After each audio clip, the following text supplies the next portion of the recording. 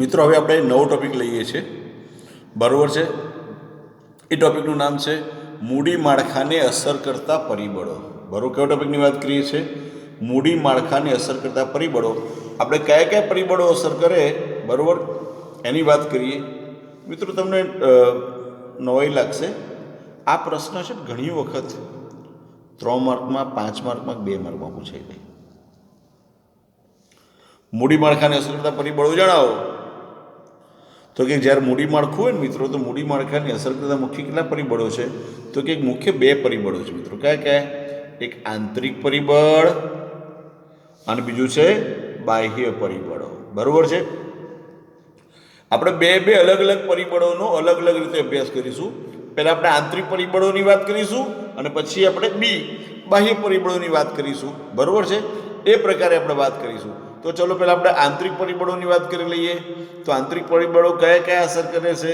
તો કે જો આંતરિક પરિબળો એટલે ધંધાની અંદરના પરિબળો, એ યાદ રાખજો. બરાબર છે. તો પેલો આવે ધંધાનો પ્રકાર, ધંધાનું કદ, ધંધાની કમાણીનો અંદાજ, મિલકતોનું સ્વરૂપ અને જરૂરિયાત,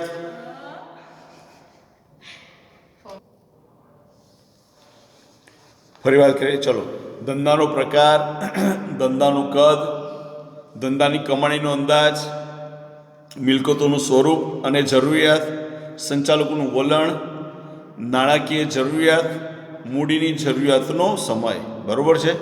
એટલે જો આ 7 મુદ્દા છે એ આંતરિક પરિબળો છે મિત્રો. આ 7 મુદ્દા મૂડીને અસર કરતા પરિબળોની અંદર આંતરિક પરિબળો ધ્યાન રાખ્યા. બરાબર છે. તો હવે આજે આપણે આ જે 7 મુદ્દા છે ને એનો આપણે અભ્યાસ કરીએ છીએ. બરાબર છે. તો એક સૌથી પહેલાં ચલો વાત કરીએ ધંધાનો પ્રકાર. બરાબર, આપણે શું ચાલે છે? આંતરિક પરિબળ. શું?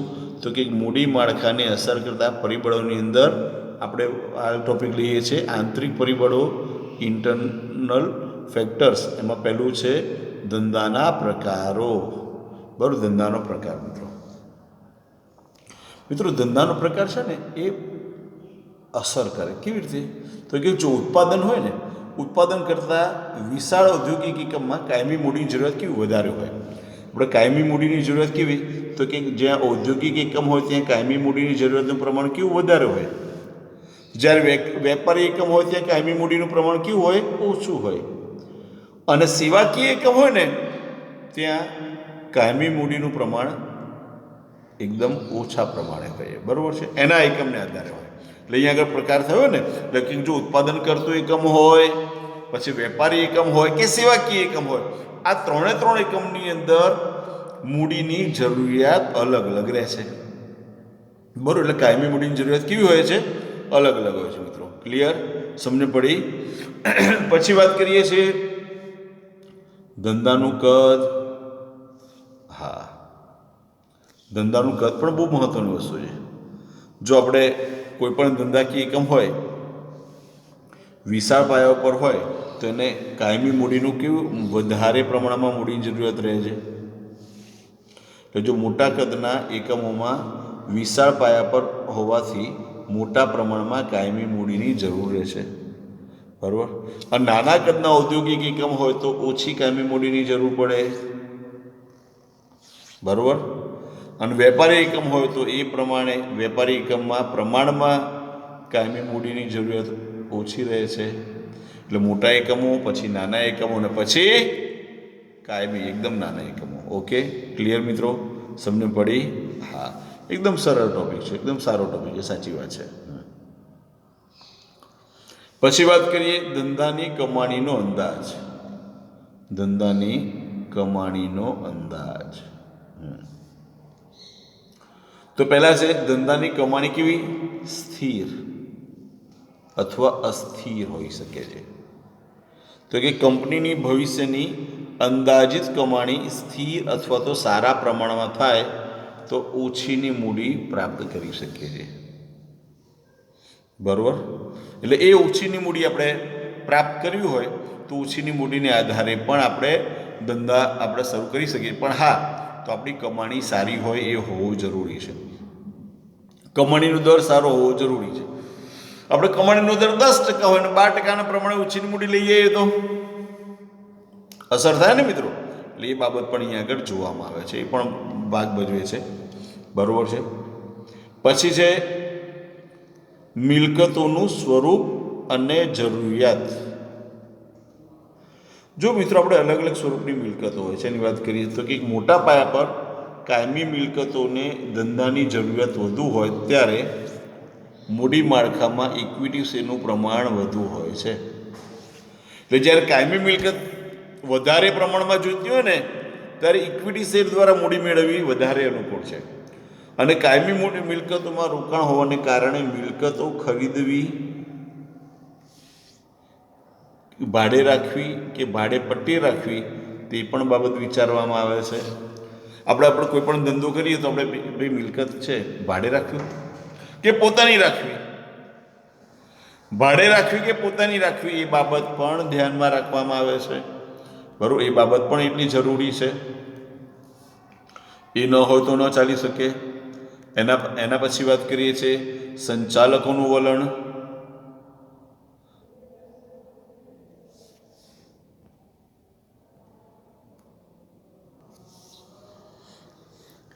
સંચાલકોનું વલણ કેવું છે ને એ બાબત પણ જરૂરી છે, બરાબર. એટલે સંચાલકોનું વલણ, એની અંદર સંચાલકોનું વલણ કેવી રીતે? તો કે જો મિત્રો આપણે જ્યારે પણ આપણે કોઈ પણ ધંધાકીય કામની શરૂઆત કરીએ છીએ અથવા તો કોઈ પણ ધંધાકીય કામ ચાલતું હોય ને તો સંચાલકોનું વલણ બહુ મહત્ત્વનું છે.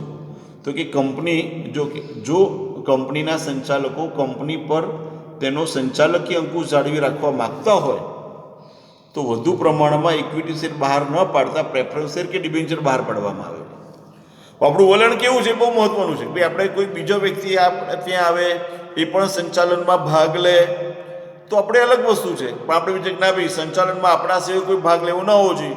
તેવા સંજોગોમાં ઇક્વિટી શેર કરતાં બરાબર ઇક્વિટી શેર તો બહાર પાડીએ પણ પ્રેફરન્સ શેર ડિબેન્ચરનું પ્રમાણ પણ કેવું હોવું જોઈએ?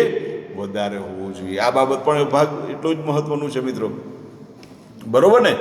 હા, ઓકે. એના પછી છે ટોપિક નાણાકીય જરૂરિયાતો.